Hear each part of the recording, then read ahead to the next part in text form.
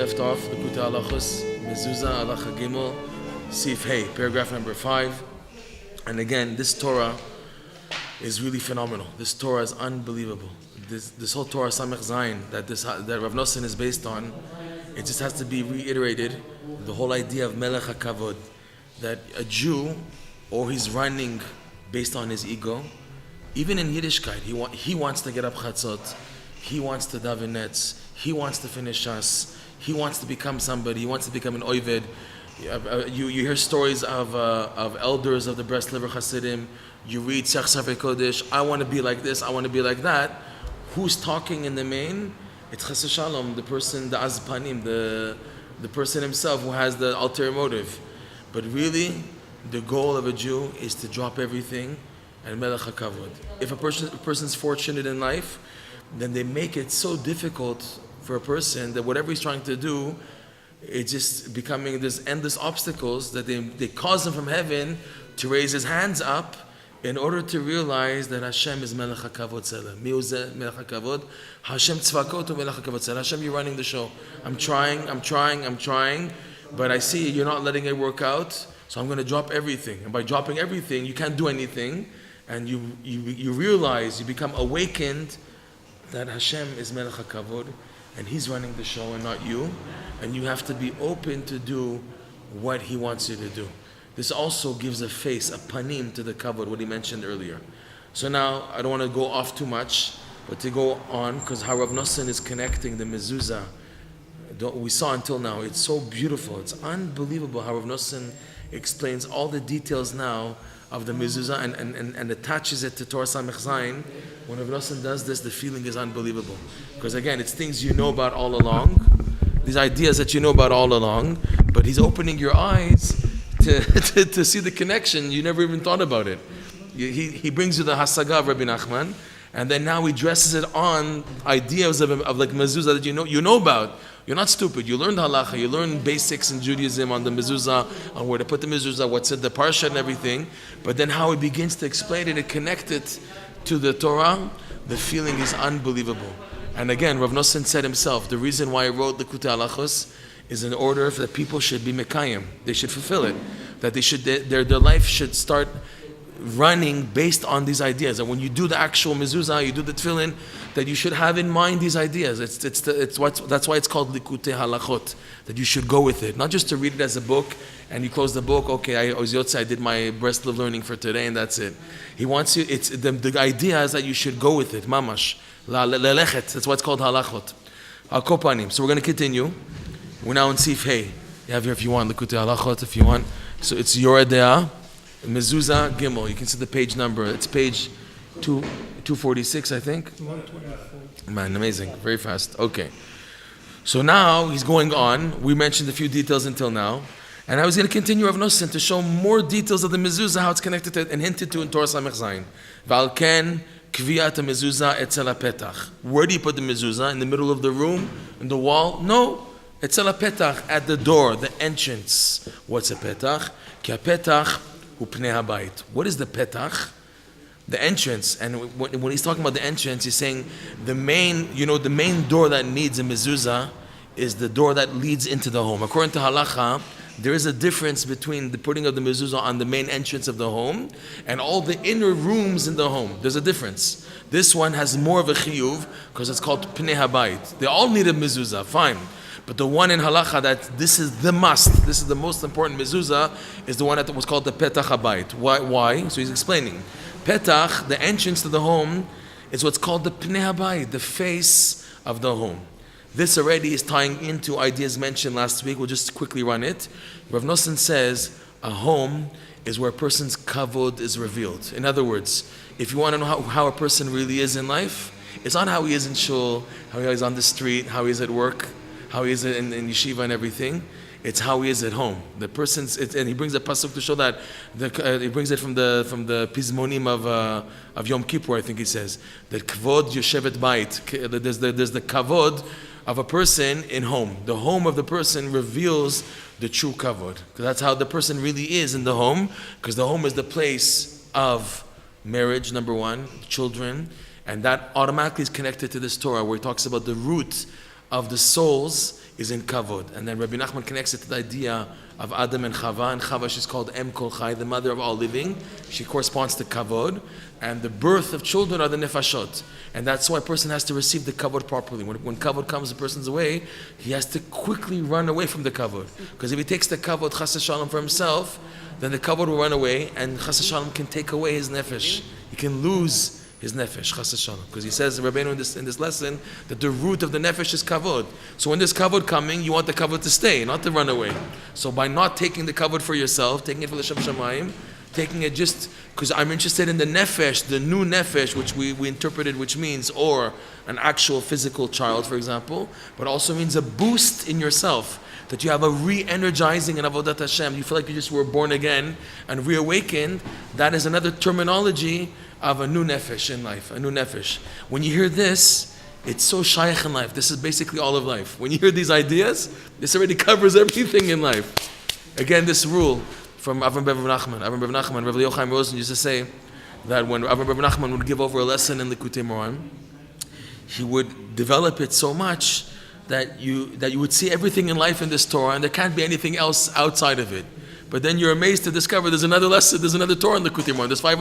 There's 400, 300 Torah in the Likutey Moran. But one Torah, when you get so absorbed into it, you see all of life in one Torah. And he says himself, you can cover the whole Pardes, number one, all the Torah, and everything happening in the world, you can see in the Torah. Meaning that it's covering all aspects of life. So because this is a fresh Torah, I'm personally in this Torah, these ideas, when you go over them and you try to digest them, and try to ponder on them and think about them, you begin to see that this is basically all of life. The inyan of kavod. Am I running based on my personal ego? Am I running for melech kavod? And that the nafkamina is, am I going to get the boost in my life that I need in order to survive, in order to get to the next level, in order to make it? Or chas v'shalom, am I going to lose it? And the whole nafkamina is, if I'm after the kavod, if I'm interested in getting married and having a family, in order to have a picture on the wall with me and my wife and my kids, and they're all smiling, and having a nice house, and the nice shtetl, and everything should work out, is that what I'm looking for? I'm looking for the emes, my real purpose, what Hashem wants of me, which I have no clue in the world what it is. So that's the whole nafkamina in life. And that will determine what gifts Hashem will send you throughout your life, Bezat Hashem. And the opposite, that a person, chas v'shalom, has gaiva, and that he has what's called azut panim. He's brazen-faced. Because we interpreted the main sakana, the main danger of mefursamim shel sheker, false leadership, and people who have chutzpah, they take the kavod from themselves. Whenever you see these ideas mentioned in the Breslov Svarim, you have to realize the main kavana, the main intent when you're reading it is you. That I shouldn't become that mefursam shel sheker. We mentioned last week the example of Naval and David HaMelech, Naval HaKarmelit. It was the whole story when David HaMelech requested when he was running away from Shaul HaMelech, so he fled into the mountains of Judah, the land of Judah, and while there he was working for Naval, who was filthy rich, and had tons of flock of sheep, and David and his men who were hiding with him, they were working for Naval, taking care of his sheep. It came time before Rosh Hashanah, and David HaMelech sent a message to Naval, send us food so we can make a Seudah for Rosh Hashanah. And at the time that the message came to Naval was making a personal celebration because he just made tons of money by sharing the wool off of all the sheep that he had. And to honor all this big profit that he made a Seudah in honor of himself. And it says there in the Chumash and the Tanakh and Shmuel, that Naval, he says, it's not enough. That's the way of the world. That the servants, they want to rule. In other words, he was mocking David HaMelech that he's a servant, and Shaul HaMelech is the master, and he wants to become king, as if chas v'shalom he wants to become king, not realizing that Hashem appointed David HaMelech to be king, and not him. And he said, this is the way. The servant wants to rule. He also wants to tell me what to do. He wants me to send him food for Rosh Hashanah. And Nava was in the middle of honoring who? Himself. So this is a classic example of what Rabbi Nachman says, that the main sakana, danger of mefursam shel sheker is the person himself. What does it mean? You choose whether or not to bend and to travel and go to and accept the tzaddikim. That's it. So I don't need these books, I don't need this farm, I don't need to go to Kivrot Tzaddikim, I don't know to go to their graves and everything and to learn from them. I have my own stuff, I have my art scroll series and this and that. I'm okay, I'm settled and everything, right? Or or you bend, and that you honor yourself, because I know, I can learn on my own, I don't need these tzaddikim, it's okay, I can manage on my own, I have my daf yomi set and everything, or you bend, and you realize, no, I need the tzaddikim, and that he says is the panim. That's called the kavod and the panim. So now we're going to go. Just that was an introduction. I have to go off a little because it's a very delicate inyan. It's a very shayach. It's a very nogea. It's a very halacha lemaaseh inyan, and it comes out of this Torah. And it's no wonder. I'm telling you, I've never learned, in Hebrew we say, katlani, a very Torah katlani like this Torah. Since I learned this Torah, many extreme and painful changes happened with this Torah, personally. But also when Rabbeinu revealed this Torah, Samech Zayin, his wife died. And we spoke about how Rav Nosson, he writes the whole Mesirat Nefesh he had in order to make that journey to Breslov to be by Rabbeinu for Shavuot.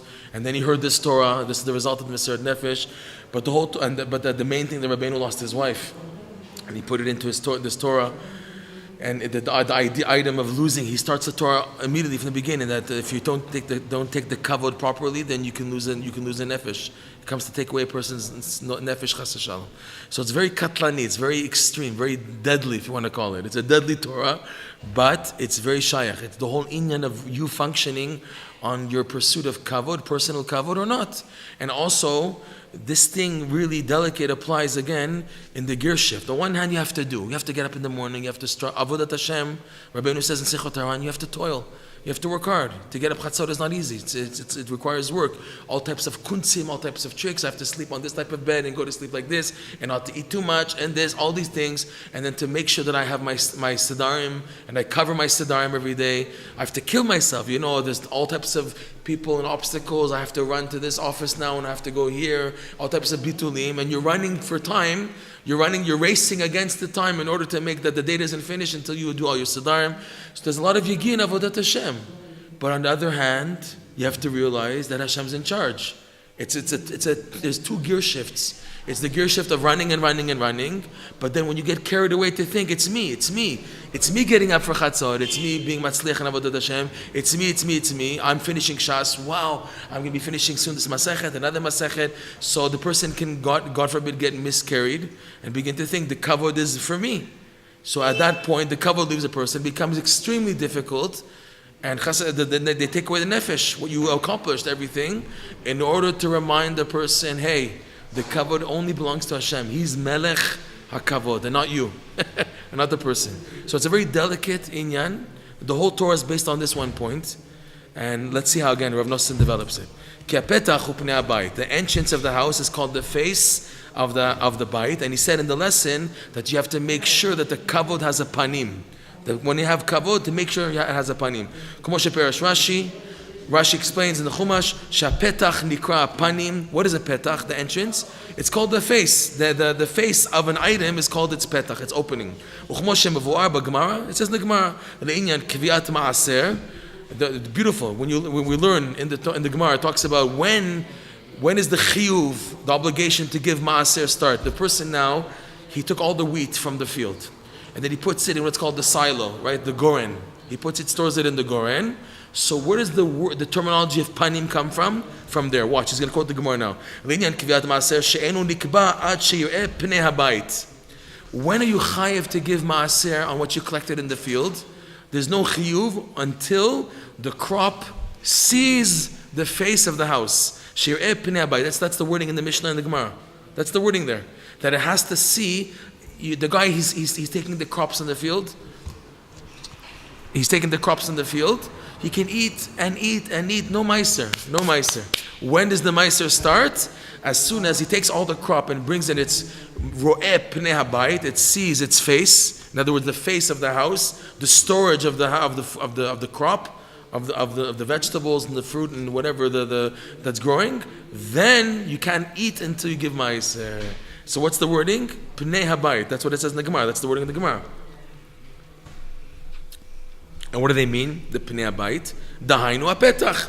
That when you bring the crop to the entrance of the grain storage, the granary where you're storing it, and it's called in the wording of the Gemara, pnei habayit, the face of the house, and it's referring to the petach, daika. This is Rav Nosson's proof that a panim and a petach are synonymous, because he wants to explain the idea that the mezuzah is placed on the petach And what this signifies? This signifies the face. כי עיקר המשכת הכבוד לבית הוא על ידי הפתח. The main way to draw the kavod to the house. The house is the place where the kavod is. Now, to make sure that the kavod is a proper kavod, in other words, a holy kavod for the sake of Hashem, melech hakavod, right? Is al yedei petach. It's through that there is an entrance. There is a petach. That's why we put the mezuzah at the petach. Bivchinat seu sha'arim rashechem veinasu pitchei olam v'yavo melech hakavod. Right? This was recited by Shlomo HaMelech and by David HaMelech also, that when they inaugurated and they wanted to bring in the Holy Ark into the temple that Shlomo HaMelech built, so he said, Seu sha'arim rashechem, open up your gates, sha'arim rashechem of your heads, v'inasu, and lift up entrances to the world, pitchei olam, so that the King of Glory, v'yavo melech hakavod, so that the King of Glory can come. So the pasuk said, pitchei olam, okay, and pitchei olam is the idea of the panim, because that's the face of the house. That's the entrance, the door. The doors were closed, and we're calling the doors the petach there. So he wants to say here, the pasuk, that when you have the petach opening, then the kavod can come in. That the kavod can enter the house through the petach. So we need the petach for the kavod, the honor, the glory of Hashem to come into the home. And this is like David HaMelech said in another psalm, where we say in Hallel, chapter 118 in Psalms, Pitchu li sharei tzedek avovam odeya, open up for me the gates of tzedek. Oh, this is not by chance he's mentioning this. Tzedek is part of the Torah, we're going to see. Avovam, I will enter through them, and odeya, and praise Hashem in the term called ka. Ki kozman she'en mamshichin bechinat panim lepetach habayit. So one second. He brought Rav Nosson 2 psukim, 2 proofs. What's the second proof here? 1 second. Open up for me the gates of tzedek. I think he's referring to tzedek. In the lesson, Rabbeinu says, when kavod is blemished, when chas v'shalom, the false leaders, they take the kavod for themselves, so the melech hakavod, the malchut in kavod, becomes called tzedek. So he was saying, open up for me the gates of tzedek, open them up, so that I can come in and praise Hashem to rectify the tzedek. Let's see what Rav Nosson is trying to say here. Okay? Because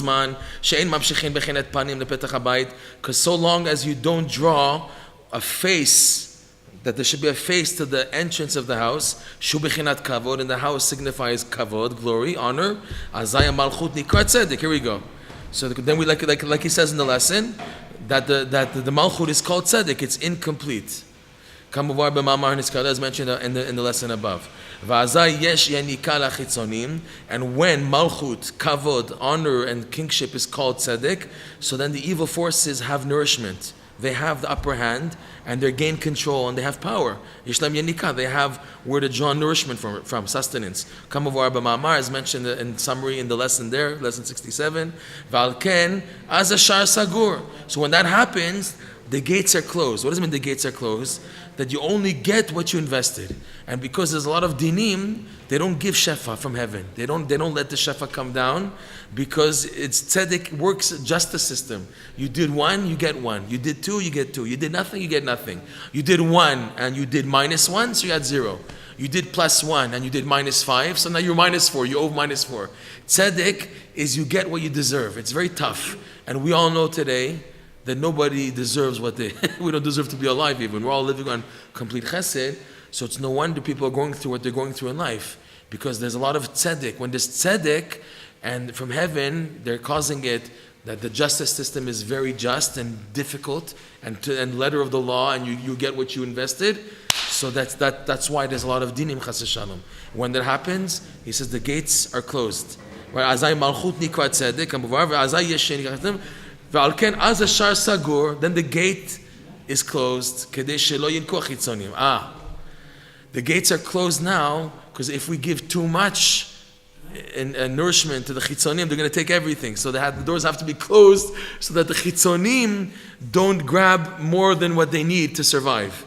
Right? That they should not gain the nourishment fully from the honor. So that's a closing. Like it says in the prophet, in the Navi, it says the gate will be closed. That's amazing how Rav Noson's connecting it. It's talking, I think it's in Yecheskel there. It says that the gate should be closed during the 6 days of the week and only opened on Shabbat. The 6 days of creation, they will close so that the chitzonim won't have any connection whatsoever to nourish from what's inside the shar, the holiness of the Beit HaMikdash. Ubiyom HaShabbat, and on Shabbat, yipateach, ubiyom HaChodesh yipateach, and only be opened on Shabbat and on Rosh Chodesh. Ki b'sheshet yemei ha'maseh, because on the 6 days of creation, she'az yesh lachitzonim yenika, which is when the evil forces that they have the upper hand to gain a lot of nourishment. Az hashar sagur, the gate is closed. Bivchinat v'Yericho sogeret u'mesugeret. Kamuva, the idea that what it says, Yericho was super duper closed. There was no way to be able to get in to Yericho, etc. Kamuva, as is brought down, that is the idea that Yericho, not to let in the klipot, the doors are closed. That's the idea.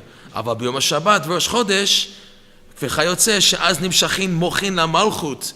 But on holy days like Shabbat and Rosh Chodesh, where there's an upper light coming down, intellects, in other words, shefa from the highest sphere, they're coming down to nourish malchut. So it's no longer called tzedek; it's called malchut, right? Bechinat panim, and it's giving the face now.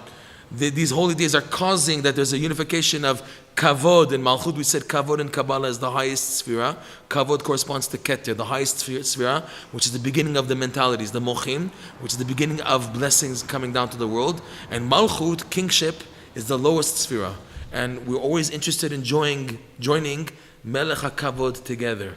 And the joining is true that there's a panim, there's a countenance, there's a face. And this panim ensures that the transference will be complete, because the panim connotes intellect, like it says chokhmat adam ta'ir panav, right? The wisdom of a person shines his face. The shining of the countenance is from the chokhmah, the wisdom.